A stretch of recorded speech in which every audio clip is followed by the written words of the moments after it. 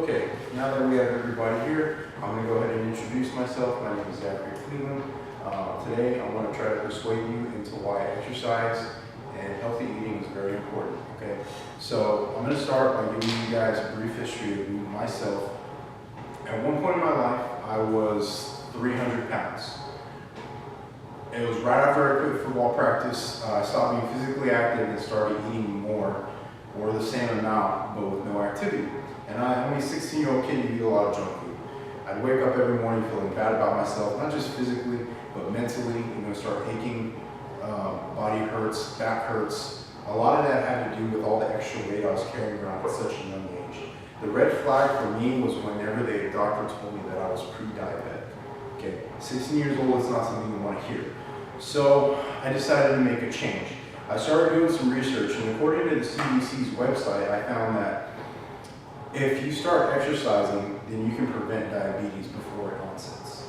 So that right there told me, okay, now it's time to kick it in gear. Started doing a little more research, and I found that I wasn't just eating junk food because I wanted to eat junk food. I was eating junk food because I was literally addicted to junk food. According to an article from Live Science by an author named Mark Lililani, you have an increase of cortisol when you eat junk food, and the cortisol is your stress hormone. So basically what happens is you eat a lot of junk food, it increases your cortisol levels, okay? So when you try to stop eating junk food, your cortisol levels are gonna rise, right? And you're gonna wanna eat more junk food, okay? So it's a never-ending effect that will constantly cause you to want to eat this stuff. I thought that I was just couldn't take it, but there's literally science behind it that proves that someone can be physically dependent on junk food after long periods of time. So I decided to make my change. After I made my change, I knew that my life would get better. 7 years it's been so far, and I've been exercising ever since.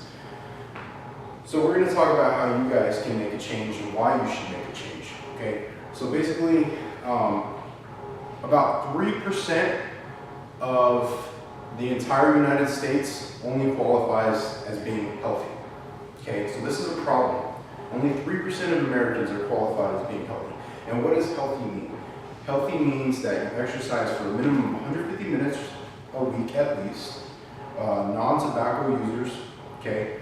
For men, it's a body fat percentage less than 20%, and for women, less than 30%, okay? It also means that you have to understand that all these have a negative impact on you physiologically as well as mentally, okay? It's gonna increase your blood pressure, heart problems, like I said, with me, increase of diabetes, a lot of issues. So we don't want that.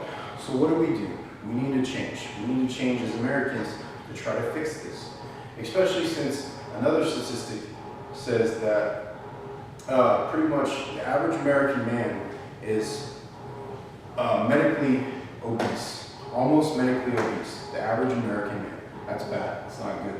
We need to try to change these, okay? So how do we start changing them? Simple.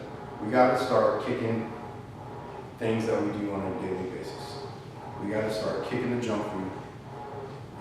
We gotta start exercising regularly, and we gotta start focusing on ourselves. Like I said, I gave you health reasons as to why. How to start is another subject in itself. We're gonna roll into that. You start by simply evaluating your lifestyle. Okay, what do you do on a regular basis? Why? Look at your pantry, look at your fridge. Throw out all junk food that you have. Start with that, okay? Then what you need to do is you need to write down a list. Make a list of everything that you'd like to eat. After you make that list, throw it away. You don't want that anymore. What we're going to do is make another list of everything we should eat and follow that and write down why we should follow it. And understand that it's going to help you in the long run be healthier, feel better about yourself. Okay, so these are very important. The next thing you're going to do is want to be physically active. So how do you start being physically active? You start by 30 minutes of some kind of physical activity, whether it be walking the dog, lifting weights, cardio, whatever it is, you start, okay? That's gonna help you start feeling better. Those are the most important things, okay?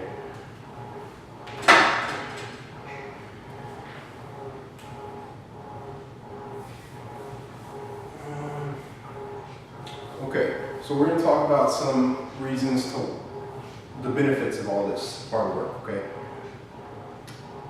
There was an article that was published that says that if you start to do all these, eating healthier and start exercising more, you will have a decrease in anxiety levels, decrease in stress levels, and you'll actually have an increase of happy hormones such as serotonin and dopamine. You'll start feeling better about yourself, gaining confidence. These are all positives. You'll sleep better at night, correct? All of these things are so much better, okay? Now, most people don't like to exercise because they get discouraged and they start to think to themselves, why is it not happening right away? You gotta remember that it's a marathon, not a sprint. There's an article published in Livestrong, which is Lance Armstrong's, website. It basically says that about 2 months or so, you'll start seeing changes in yourself. So you gotta stick it out and stay strong. Okay, that's number one. Remember, marathon, not a sprint.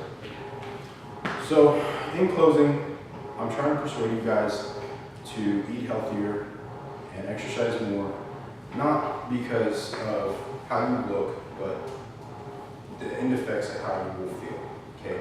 Like I said, health-wise, mentally, it'll be better for you in the long run. Just don't get discouraged, always work hard, and just remember, take everything one step at a time. And that's it.